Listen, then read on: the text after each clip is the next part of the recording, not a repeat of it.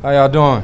Good, how you doing? I'm well. I'm well. First, I just want to say thank you guys for coming. I'm Pruitt. I'm honored and privileged to be here. Happy to be home, even if it's only for, 18 hours, if that long. Good to be here. Excited about seeing the guys play.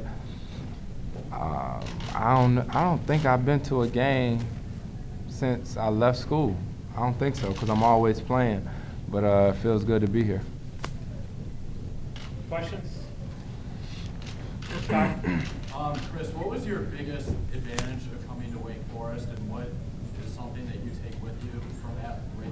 My biggest advantage, as far, what do you mean? Like either academic-wise or on the basketball court or something. There's something from Wake Forest that you take with you. the biggest advantage was also being here at home, being with my family.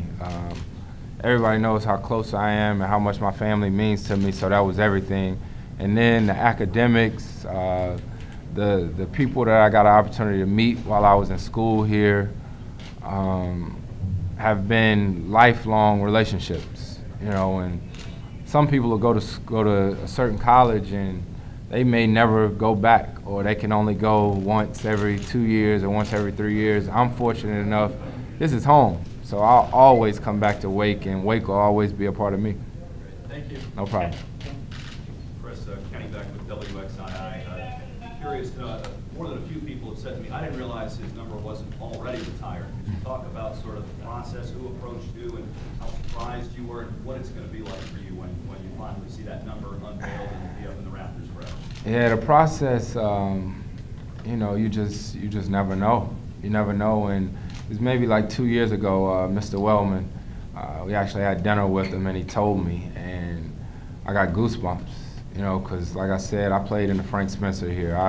I've been here since I was a kid, looking up in the rafters, seeing all those jerseys, and like I said, for me, it may be more of a different feeling because this is home. So for my son, for my family who will always be here and will never leave here,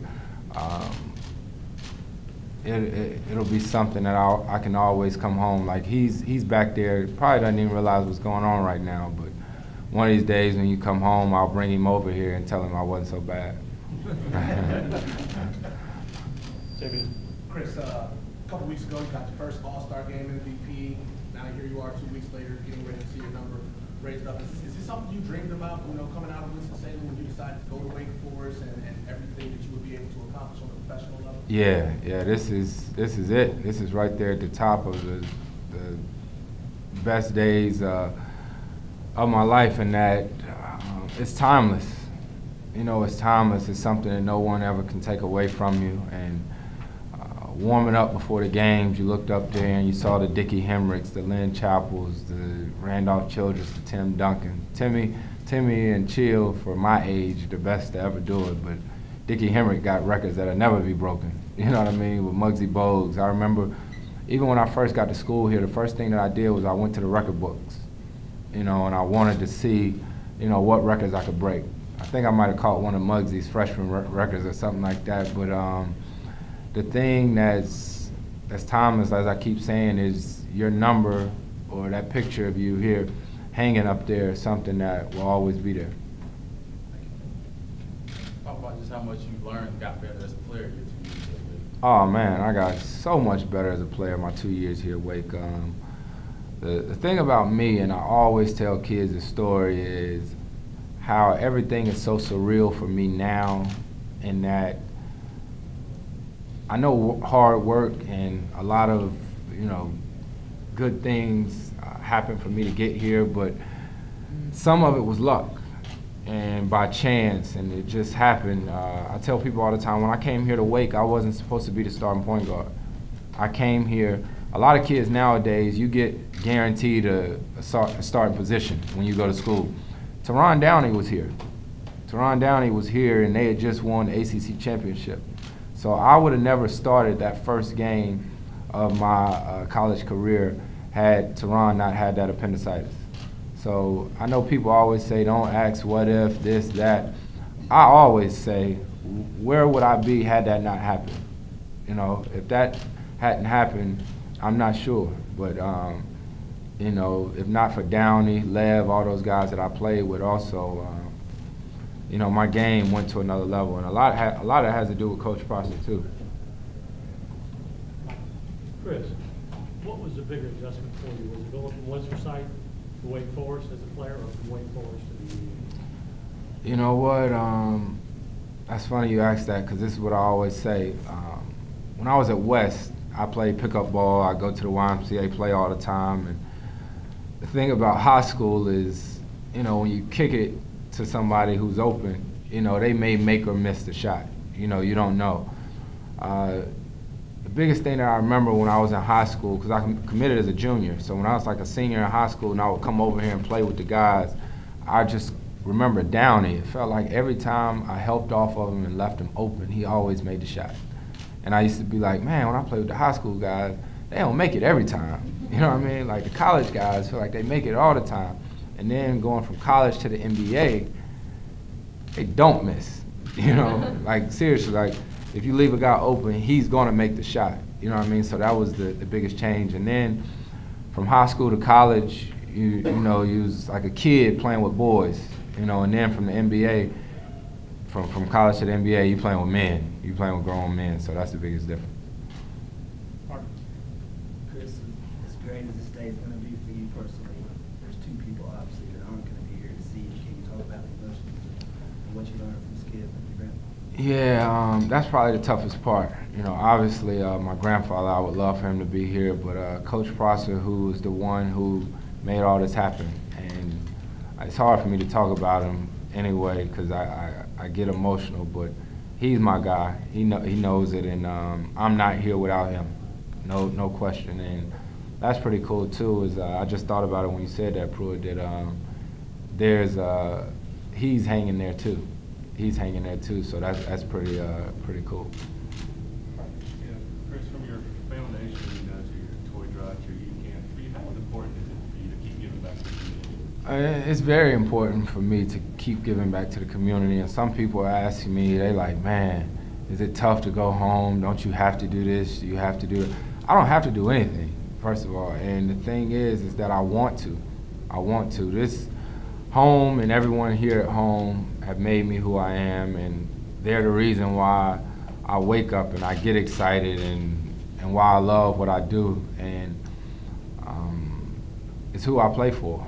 You know, obviously I play for my family, for my kids, my wife, and all that stuff like that, but everybody knows, I mean, I have 336 on everything that I do.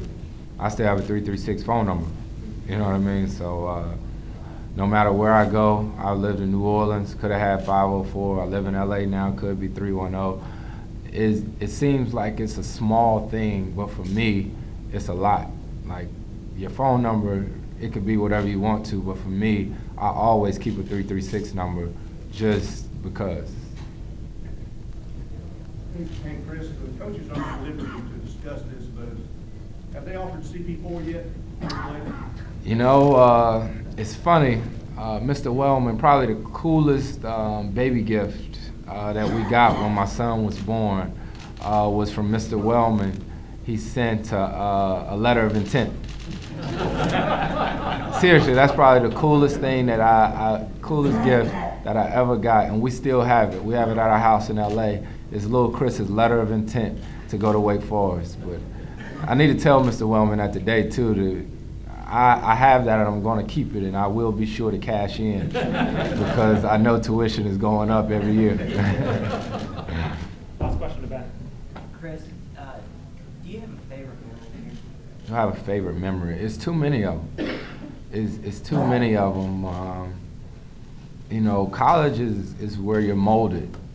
You know, and when I'm with my high school friends, we always talk about, and I love the NBA. I love everything about it, and you know, I'm always grateful for where I am, but there's nothing like college. Nothing like college. Even though I didn't leave home geographically, like I left home. It was my first time not being under my parents' roof, and I started to become a man. And I have many friends that playing the NBA now. And we always talk about college. And LeBron, who's like my brother, one of my best friends, I talk to him about college all the time. You know what I mean? I tell him how much I miss it. The 2 years I had here was 2 of the best years of my life. And I tell people all the time, the hardest decision that I ever made, in all honesty, was when I decided to leave to go to the NBA. Now, it's a lot of things that I remember about college and a lot of that I don't, but I never forget the night that I was in my dorm room sitting there with Jay Gray asking him, should I leave or should I stay? And I remember everything.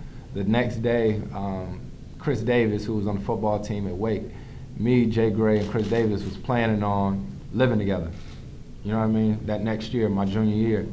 And I actually rode out with them two, and they was looking for an apartment. And I never forget, I was crushed when they started looking for a 2-bedroom. You know, I went back and forth. People don't know that. I went back and forth to whether or not I should leave school, and that's the hardest decision I ever made. All right, thanks, guys. All right, no problem.